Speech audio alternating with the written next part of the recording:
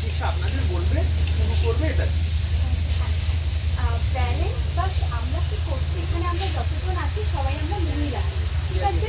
তো আমরা আমাদের সংসারের সবটা কি করি, আমরাই একটু মাথা ঘোরা ভাব লাগবে, ঠিক আছে এটা। এবং তারপর দেখা যাচ্ছে যে মাথায় একটু একটু ব্যথা হচ্ছে, তারপর দেখা যাচ্ছে আমার বুকে হয়তো একটু কোনো একটা কাজ করলে বুকটা খুব ধরফর করছে, বুকে ব্যথা করছে। তারপর দেখা যাচ্ছে এই আঙুলে যখন কি করছে, যখন টিপছে রক্তটা চলে যাচ্ছে, মানে সাদা সাদা নোকটা হয়ে যাচ্ছে। অনেক সময় দেখা যায় কি চামচের মতো নোক হয়ে যায়, ঠিক আছে? তারপর দেখা যাচ্ছে যে পাটা ঝুলিয়ে ধরুন বসে আছেন আপনি, আপনার পায়ে যখন এই আঙুল দিয়ে যখন টিপলে দেখা যাচ্ছে জায়গাটা অনেকটা গর্ত হয়ে গেল। তাহলে এইগুলো দেখে আমরা বুঝতে পারবো হয়তো আমার অ্যানিমিয়া হয়েছে। তাহলে এবার আমরা কি করে একদম শিওর করে বলবো যে হ্যাঁ আমার অ্যানিমিয়া হয়েছে? তাহলে কি একটা রক্তের পরীক্ষা করতে হবে। কি রক্তের পরীক্ষা? একটা হিমোগ্লোবিন টেস্ট। 50 থেকে 60 টাকায় যে কোনো আমাদের এখানে হসপিটাল হোক, মানে হেলথ সেন্টার হোক বা যে কোনো ভালো ল্যাবে গিয়ে হোক, 50 থেকে 60 টাকা লাগে এই রক্তের পরীক্ষাটা করতে।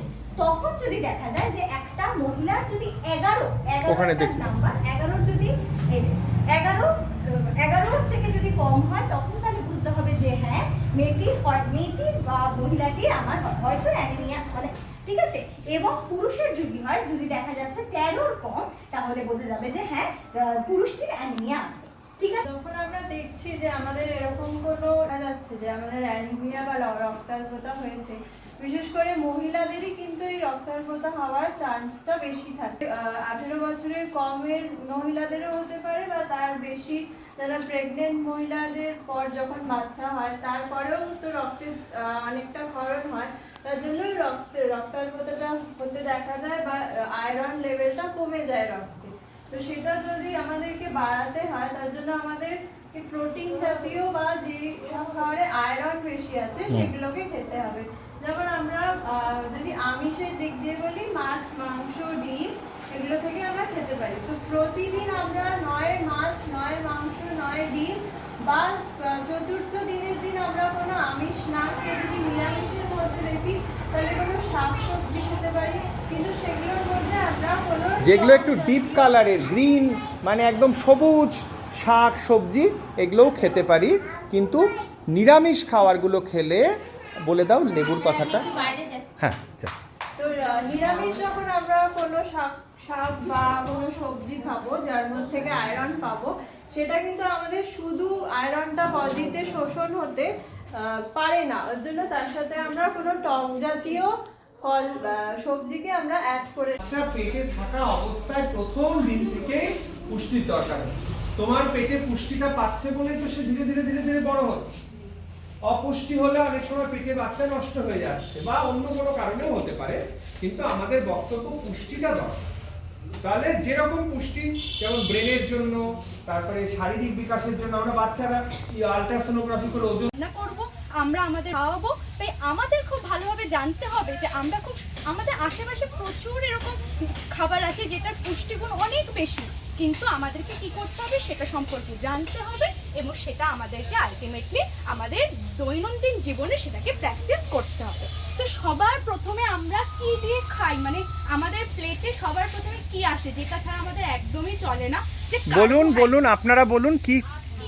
ভাত, হ্যাঁ, আর রুটি, এই ধরনের জাতীয়। তো এই জাতীয় খাবারগুলোকে আমরা বলি কার্বোহাইড্রেট সোর্স বা শর্করা জাতীয় খাবার। এটা কি হয়, আমাদের যে প্লেটের অধিকাংশ অংশটাকে আমরা কি করি, নিয়ে ফেলি, মানে ভাতটাই বেশি পরিমাণে খাই। কিন্তু না, আমাদের কি করতে হবে, এখানে আমাদের কিছু ভাত নিতে হবে, ভাতের সাথে কার্বোহাইড্রেটের সঙ্গে কিছু প্রোটিন, কিছু ময়দা সমতুল্য। মানে আমরা সাদা চাল খাই, লাল চাল তো কেউ খাই না, ঢেকিতে ছাটা চাল খুব কম খাই। এই সাদা চাল কিন্তু অনেক ক্ষতিকারক, ময়দার সমতুল্য। এই জন্যে আমরা বলবো কতটা ভাত খাওয়া দরকার। কতটা ভাত খেলে, অনেকে ভাবে কি ভাত খেলেই কি সুগার হবে? এটাও নয়, ভাত খেলেই সুগার হবে না, কিন্তু ভাত অতিরিক্ত খাওয়া কিন্তু চিনির সমতুল্য, মানে চিনি খাওয়ার মতো।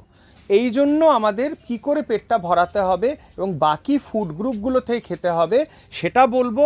এবং তার সাথে যেটা বলবো, ভাত ছাড়াও এই যেমন লাল চাল দেখুন দেওয়া আছে, রেড রাইস, তারপরে একটু হালকা রেড, এইটা বেশি ভালো। কিন্তু এছাড়াও আমাদের আছে চিড়ে, মুড়ি, গম, ডালিয়া, সমস্ত কিছু আছে। অনেকে আজকাল ওটস খায়, এগুলো সমস্ত শস্য দানাই আমাদের ঘুরিয়ে ফিরিয়ে খেতে হবে। শুধু 3 বেলা ভাত খেলাম এটাও না করে বিভিন্ন শস্য দানার থেকে যদি খাই তাহলে গিয়ে আমাদের সঠিক পুষ্টিটা আসবে। কেননা তাহলে কি করতে হবে, সারা দিনের রান্না হিসেবে তাকে দেখতে হবে। কি দেখবো, যে সারা দিনের রান্না যদি 5 জনের আমার 50 গ্রাম তেল থেকে 100 গ্রাম তেলের মধ্যে হয়ে যায় তাহলে ঠিক আছে। যদি দেখা যাচ্ছে তার বেশি হচ্ছে তাহলে কিন্তু সেটা নয়। তাহলে কি করবেন, আপনারা যেহেতু আপনারা রান্না করেন এবং আপনার যিনি বাড়িতে থাকবেন বড় তাদেরকেও বলবেন চেষ্টা করে যেন সেটা সবসময়, যদি আমি 5 জনের হিসাব করলাম তাহলে এক এক জনের লাগছে সারাদিনে 10 গ্রাম করে তেল। সেটা এবার 10 গ্রাম সম্ভব না, হ্যাঁ। সেটা গাইডলাইন কি বলেছে 15 to 20 ml, 15ও সম্ভব না, 25 ml করেও যদি তেল এক একজন ব্যবহার করে, আমি 10 গ্রামে যাচ্ছি না, 10 গ্রাম তেলে রান্না করা যাবে না, 10 গ্রাম মানে 2 চায়ের চামচ। তাহলে আমি যদি এক একজনের 20 থেকে 25 ml ধরছি তাহলে 5 জনের কত হলো, 5 25 100 থেকে 125, তাহলে সারা মাসে এক একজনের 600 থেকে 700 তেল। আর যাদের ওজন বেড়ে যাচ্ছে সারা মাসে 500 তেল। তাহলে মোটামুটি 4 জন মেম্বারে গাইডলাইন বলছে 2 লিটার তেল ব্যবহার করতে, এটা 1 লিটার ওটা 1 লিটার। কিন্তু আপনি যদি 4 জন মেম্বারে 2 লিটার না পারেন 3 লিটার করবেন না, সেটাকে 2.5 লিটার করুন। মাসে যদি তেলের খরচা বানান বছরের শেষে একটা সোনার কানের দুলো হয়ে যেতে পারে, অতটা সহজ না, সোনার দাম অনেক বেশি, বাট একটা বাড়ির কোনো আসবাবপত্র হয়ে যেতে পারে। নাকছাবি হয়ে যাবে কিন্তু যদি তেলের হিসাবটাকে আমরা একটু কন্ট্রোল তেল অনেক খরচা করি, কারি তেল ঢালি, সেই তেলটা ফেলে দিই। যেমন ওই যে মাংস রান্না করতে গেলে আমাকে তেল না দিয়ে লাল করব কি করে, মানে হবে না তো।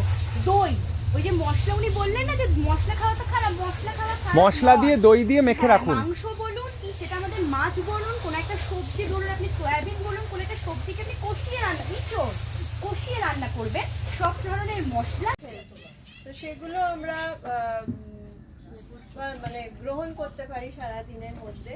আর তাছাড়া আমাদের অনেক বীজ হয়, মানে অনেক ফলের বা অনেক সবজির বীজ হয়, আমরা একটা বীজ ফেলে দিই না, কুমড়োর বীজ অনেক সময় খাই না, ওটা প্রচুর উপকারী। এখন বড় বড় মার্কেটে প্রচুর দাম দিয়ে, দেখাও কুমড়োর বীজটা সবুজ রঙের, হ্যাঁ ওটাই। তো এই জিনিসগুলো খেতে হবে, এগুলো ফ্যাটের মধ্যে খুব উৎকৃষ্ট মানের, বাচ্চার ব্রেন ডেভেলপমেন্টে, বড়দের বিভিন্ন রকম কাজে, আমাদের হার্ট ভালো রাখতে হেল্প করে, বিভিন্ন রকমভাবে হেল্প করে। এই জন্য ফ্যাট শব্দটা শুনলেই আমরা বলি না ফ্যাট হয়ে যাবে, বেশি বাদাম খাস না, বেশি তেল খাস না, বেশি খাস না, পর্যাপ্ত পরিমাণে পরিমাণ মতো খেলে কোনো ক্ষতিকারক নেই। সেই পরিমাণটাও আজকে আমরা বলে দেবো। বলে দাও আর কি কি আছে তেল সম্বন্ধে, বলো কতটা তেল ইউজ করবে। এখানে আমাদের তেলের ছবি আছে। সাধারণত আমরা বাড়িতে অনেকে রিফাইন্ড মানে আমরা সর্ষের তেল ব্যবহার করি, সেটা কিন্তু মানে তুলনামূলকভাবে ভালো, এবং আমরা অনেকে ভাবি যে ঘি হয়তো মানে খুব ভালো, খুবই ক্ষতিকর, যাদের হার্টের প্রবলেম, মানে তাদের জন্য কোলেস্টেরল বেড়ে যেতে পারে, সেরকম কিন্তু না। আমরা যদি পর্যাপ্ত পরিমাণে বা তো প্রোটিন আমরা কোন কোন জাতীয় খাবার খেলে পেতে পারি? আমরা খুব ভালো জানি যে মাছ, মাংস, ডিম এগুলো হচ্ছে আমাদের প্রোটিনের সোর্স। কিন্তু শুধু কি মাছ, মাংস, ডিম তা কিন্তু নয়। যেমন বিভিন্ন ডাল, কত রকমের ডাল পাওয়া যায়, মুসুর ডাল, মুগ ডাল, কলাইয়ের ডাল, আমাদের তারপরে যেটা আমরা বিভিন্ন যে ঘুগনির ডাল, মটর ডাল, বিভিন্নভাবে সারা দিনের যে আমাদের যে ডাল ভাত, এই যে আমরা বলছি প্রত্যেকটা গ্রুপের যে জিনিস সেটা আমরা পেতে পারি।